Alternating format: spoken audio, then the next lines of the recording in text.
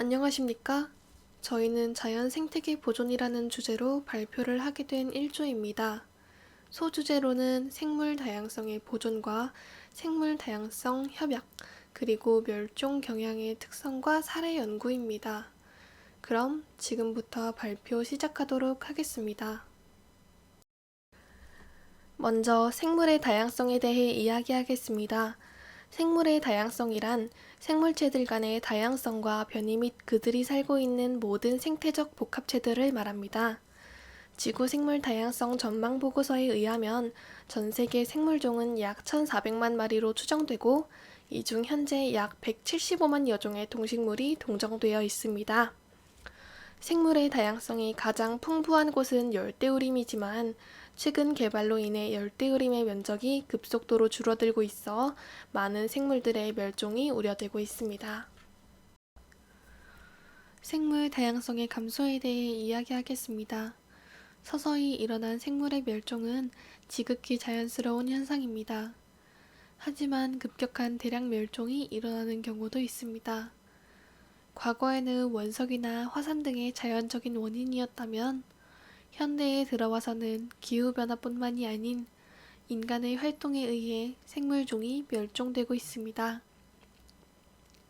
한 집단이 멸종되었을 때에는 먹이 그물이 파괴되고 생물 자원 손실 등 인간의 경제와 생활, 환경에도 막대한 영향을 끼칩니다. 앞서 말한 자연적인 것을 제외한 생물 다양성 감소의 원인은 인간의 산업활동 및 인간의 무분별한 활동에 있습니다. 그 활동도 여러 가지 종류가 있는데 하나씩 소개해 드리자면 첫 번째로는 서식지 혼란 및 제거입니다.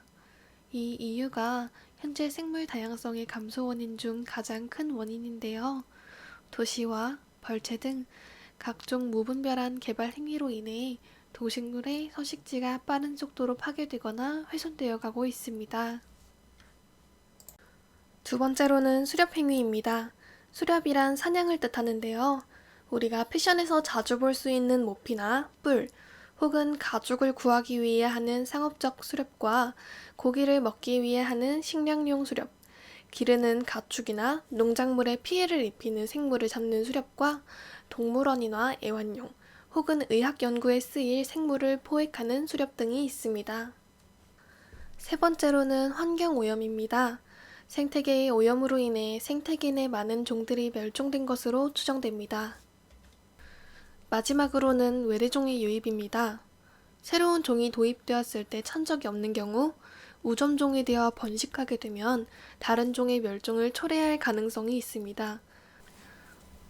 국내에 들어온 외래종에 대해 잠시 소개하겠습니다. 첫 번째로 소개드릴 생물은 황소개구리입니다.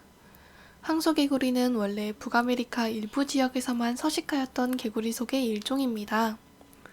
수생 생활을 위주로 하는 종이며 날씨가 습해지면 활동 범위가 넓어질 수 있습니다. 황소개구리는 예전에 식용 목적으로 대량 수입이 되었습니다. 하지만 장사가 잘 안 되어서 가게 주인들이 저수지에 야금야금 버리는 바람에 한국 생태계에 유입이 되어버렸습니다. 이들은 다른 개구리에 비해 크기도 매우 크고 왕성한 번식력을 가졌습니다. 또한 식성도 어마무시해서 현재 한국 생태계를 교란시키는 교란종이 되었습니다. 두 번째로는 미국 가재가 있습니다. 원래 서식하던 곳은 미국 남동부와 멕시코 북부입니다. 주로 강이나 연못, 늪, 습지, 논에서 서식하고 있고 적응력이 매우 강해서 오염된 물에서도 잘 살아갑니다. 1년 내내 번식을 하고 평균 수명은 약 5년입니다. 이 생물은 잡식성이어서 아무거나 잘 먹고 큽니다. 덩치도 크고 매우 공격적이기 때문에 지역의 토종생물이나 토착종 가재들의 생존 경쟁에 밀려 도태되기 일쑤입니다. 그리고 미국 가재는 아파노마이시스 아스타케라는 물곰팡이를 보유하고 있습니다. 치사율은 무려 100%에 이를 정도로 치명적인데 미국 가재가 전파자 역할을 해 가재 패스트를 일으키면 감염된 토착종 가재들이 전멸할 가능성도 있습니다. 원래 살던 곳인 북미에서 사는 가재들은 이 질병에 내성이 있어 별 피해는 없지만 한국의 가재들에겐 아직까지 내성이 없습니다. 여담으로는 중국에서 어떤 요리사가 이 가재를 잡아 요리를 해서 팔다가 인기를 얻게 되었다고 합니다. 여기에 마라 소스를 더한 마라롱샤가 널리 퍼지게 되면서 중국에선 역수입을 하기도 한다고 합니다. 익혀 먹으면 기생충은 사멸한다고 합니다. 마지막으로는 미국 흰물나방입니다. 나비목 불나방과입니다. 이름처럼 몸과 날개가 대체로 흰색입니다. 원래 살던 곳은 캐나다인데 제2차 세계대전을 계기로 여러 나라에 퍼졌습니다. 현재는 한국, 일본, 유럽, 캐나다, 러시아, 멕시코, 미국 등지에서 서식합니다. 한국에서는 1958년 외국인 주택에서 처음 발견된 후 전국적으로 나타나고 있습니다. 초기 애벌레 때는 각종 과일나무에 서식하면서 씨를 토하고 잎을 싸고 떼지어 살다가 후기에는 씨를 토하지 않고 분산하는데 잎맥만 남기고 잎을 모조리 먹어치웁니다. 나무가 앙상해지면 땅으로 내려와 다른 나무로 이동하여 피해를 주는데 기어다니는 속도가 굉장히 빨라서 피해가 금방 확산됩니다. 이 밖에도 큰잎베스, 뉴트리아, 꽃매미 등 다양한 외래종이 한국에서 서식하면서 생태계에 교란을 일으키고 있습니다. 생물 다양성을 보존해야 하는 이유에 대해 이야기하겠습니다. 생물은 자신들이 살고 있는 주변 환경에 영향을 받기도 하지만 반대로 환경에 영향을 주며 살아가기도 합니다. 우리들도 그 생물에게 영향을 받으며 살아갑니다. 생물이 살아가는 생태계는 식량, 섬유, 건축자재 등 원료를 제공할 뿐만 아니라 여가 공간으로도 이용이 가능하며 또한 토양 형성, 대기와 물, 기후의 조절 및 전화 기능을 하고 있습니다. 그리고 생물들은 이 생태계가 하는 역할과 주는 것에 기반이 되며 우리의 생활을 지탱해주고 있습니다. 생물의 다양성이 높을수록 생태계의 외부의 위협으로부터 회복하기가 쉽습니다. 또한 생물의 다양성은 지구기후 변화에 대한 대응, 지속가능한 에너지 자원의 확보, 인간의 삶의 질 개선 및 녹색경제의 건설의 핵심적인 요소입니다. 생물의 다양성은 더 나아가 인류의 생존과 문명이 바탕이 되며 인류에게 경제적 이익도 주지만 내재적 가치도 있습니다. 또한 자연계를 구성하는 모든 종들은 상호 의존적이기 때문에 그 균형을 깨는 일은 어느 누구에게도 궁극적인 이득이 될 수 없습니다. 우리는 우리들에게 도움이 되는 생물종을 완전히 다 알지 못하기 때문에 생물 다양성을 보존해야 합니다. 마지막으로는 종들의 상호 관련성 때문입니다. 지구상에 살고 있는 모든 생물들은 생태계에 존재하는 풍부한 생물 다양성에 의해 유지가 되고 있기 때문입니다. 생물 다양성 보존 대책에 대해 이야기하겠습니다. 이 대책은 크게 두 가지로 나뉘는데 개인적인 차원과 사회적, 국가적 차원으로 나뉠 수 있습니다. 개인적인 차원에서는 자원과 에너지 절약 및 생물 다양성에 대한 관심 확대 등이 있습니다. 분리수거, 절약, 저탄소 제품 사용 등이 있고 요즘엔 제로웨이스트라는 말로 이 의미가 전달이 되고 있습니다. 여러분들도 제로웨이스트에 한번 관심을 가져보시면 어떨까요? 이번엔 사회적, 국가적 차원을 이야기해 보겠습니다. 이 차원에서는 홍보 및 법률 제정, 보건사업 등의 추진 등이 있습니다. 예를 들어 서식지 보호, 생태 통로 설치, 법률 제정, 멸종위기 중의 복원 및 보호가 있습니다. 조금 더 나아가 최근 환경 문제가 불거지면서 몇몇 기업들도 이에 동참을 하고 있습니다. 몇 가지 예시를 들어드리겠습니다. 먼저 롯데호텔입니다. 체크인을 할 땐 깨끗했던 객실이 체크아웃을 할 때는 사용하고 남은 일회용품과 쓰레기로 가득 찬 모습을 볼 수 있었는데요. 이에 롯데호텔은 친환경 캠페인인 리띵크를 시작했습니다. 불필요한 물건은 사지 말 것, 쓰레기를 줄일 것, 반복 사용할 것, 재활용할 것. 이 네 가지를 뜻하는 포괄 활동과 자연을 다시 한번 생각하자는 의미가 담겨 있어요. 호텔 안 모든 식당과 카페에서는 플라스틱 빨대 대신 종이 빨대를 사용하고 비닐 대신 종이 포장재를, 자연 분해되는 일회용 포크와 나이프를 사용합니다. 음료병에 붙은 예쁜 라벨은 보기에도 좋지만 재활용을 방해하는 요소 중 하나입니다. 페트병에 라벨을 붙일 때 사용하는 접착제가 불순물로 남아서 페트병 재활용을 어렵게 만든다고 해요. 이런 문제를 해결하고자 요즘은 페트병 라벨에 절취선을 넣어서 손으로 잡아당기면 바로 벗겨지는 에코라벨을 활용합니다. 500ml의 넉넉한 용량을 자랑하는 칸타타 콘트라베이스 제품 역시 라벨에 접착제 대신 점선 모양의 이중 절취선을 넣어서 라벨을 쉽게 제거할 수 있도록 했어요. 핑크 라벨이 돋보이는 아이시스 8.0은 국내 최초로 물에 녹는 접착제를 사용해 라벨을 붙였답니다. 오염물질을 제거한 모든 페트병이 모두 재활용되는 건 아닙니다. 페트병은 가루로 만들어 원단 등에 재활용되는데요. 이때 페트병에 색이 있으면 재활용이 어렵다고 해요. 그래서 롯데 칠성음료는 이런 문제를 인식하고 투명한 사이다병을 사용하는 시도를 하고 있습니다. 로어슈가와 칠성 스트롱 제품은 초록색 병 대신에 투명한 병에 담겨 특별한 방식으로 유통되죠.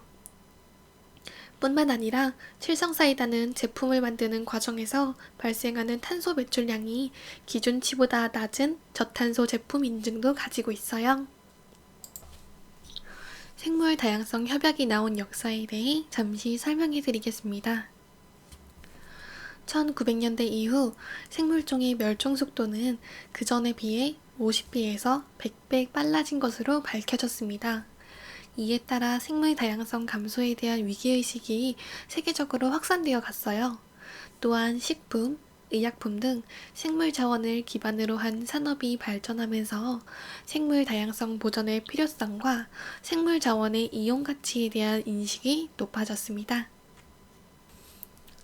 특히 생물 다양성을 풍부하게 보유한 개발도상국들은 그들이 보유한 생물 자원으로 인한 이익을 선진국들이 대부분 가져가는 것을 비판했고, 생물 다양성에 대한 주권적 권리 및 의무 설정의 필요성을 제기했습니다.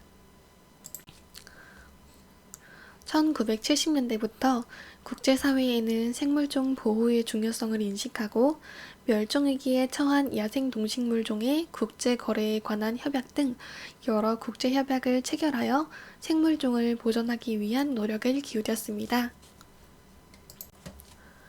그러나 1980년대 중반에 들어서 열대우림을 보유하고 있는 개발도상국에서 산림 벌목, 지하자원 채굴, 농경지 확장, 도시와 도로 건설 등 경제개발을 이유로 넓은 면적의 산림을 훼손하면서 생물종의 멸종 속도는 더욱 빨라졌습니다.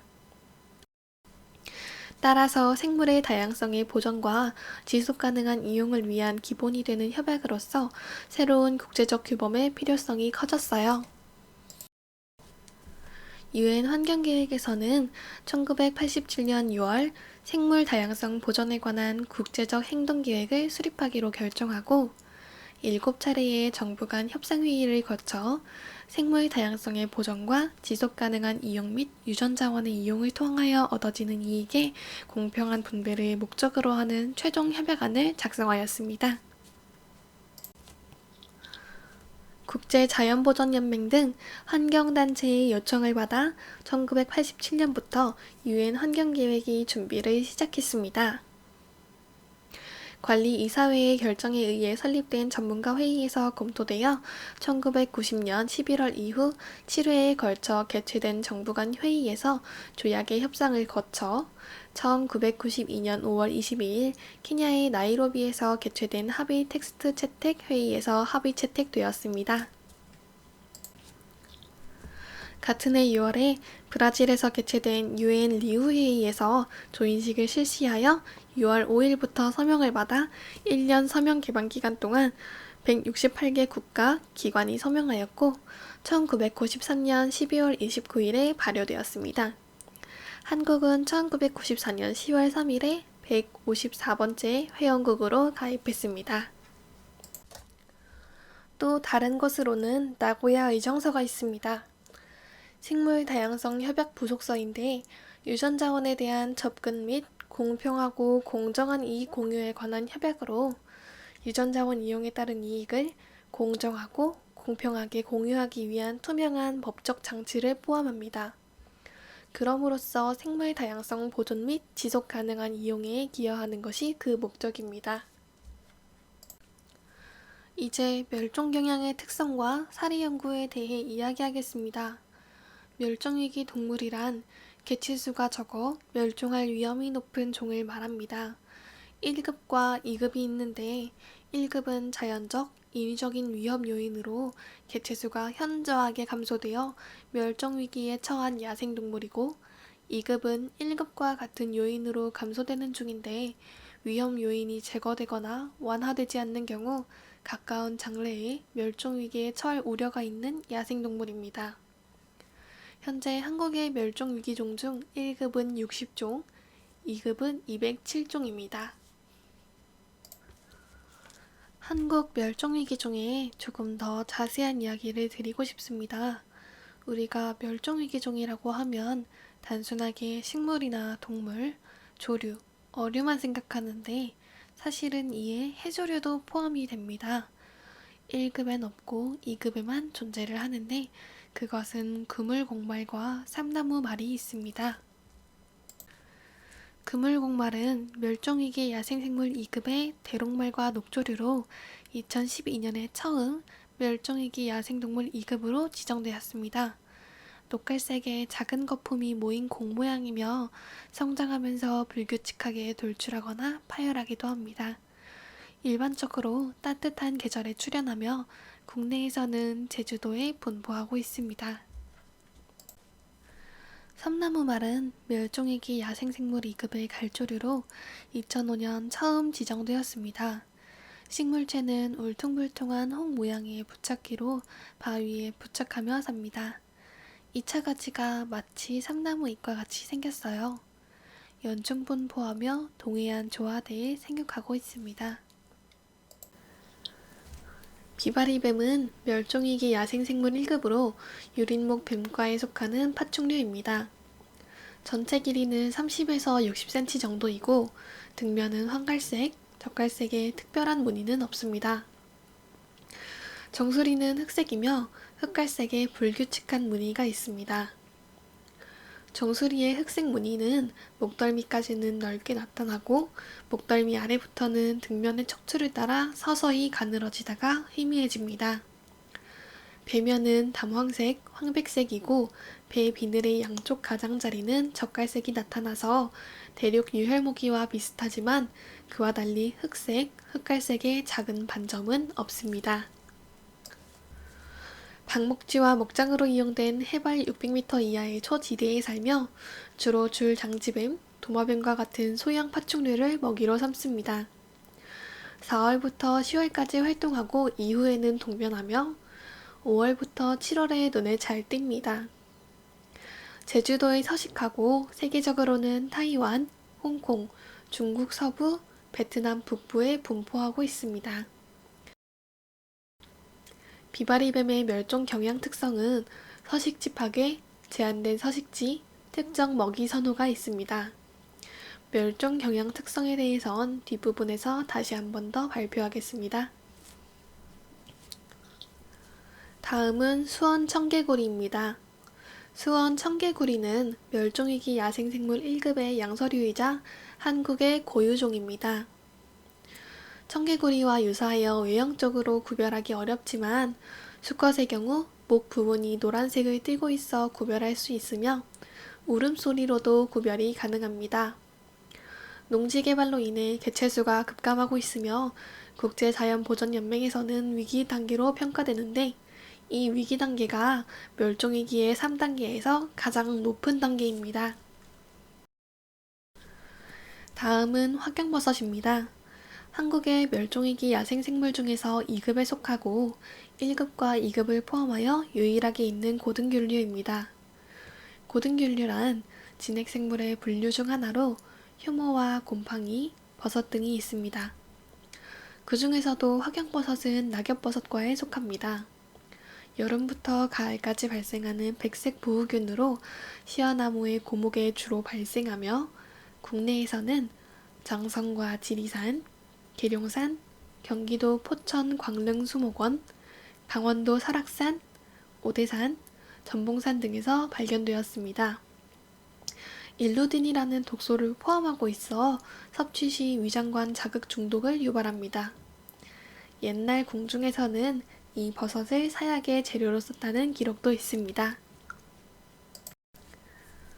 몇 가지 대표적이고 종류수가 적은 것들만 골라 언급했지만 앞서 말한 것과 같이 한국의 멸종위기 야생생물은 총 267종이나 되며 그 종류가 포유류, 조류, 파충류, 양서류, 어류, 곤충류, 무척추동물, 육상생물, 해조류, 고등균류가 있습니다. 멸종 경향 특성에 대해 이야기하겠습니다. 특성은 총 9가지로 구분이 되는데 하나씩 설명해 드리도록 하겠습니다. 첫 번째로는 상위 영양 단계에 있는 종이라는 것입니다. 대체로 먹이 연세의 상위 수준에 있는 종이 많습니다. 호랑이나 캘리포니아 콘도르 등이 그 예인데 먹이의 부족이 멸종의 가장 큰 요인이 되고 있습니다. 두 번째로는 몸집이 큰 것입니다.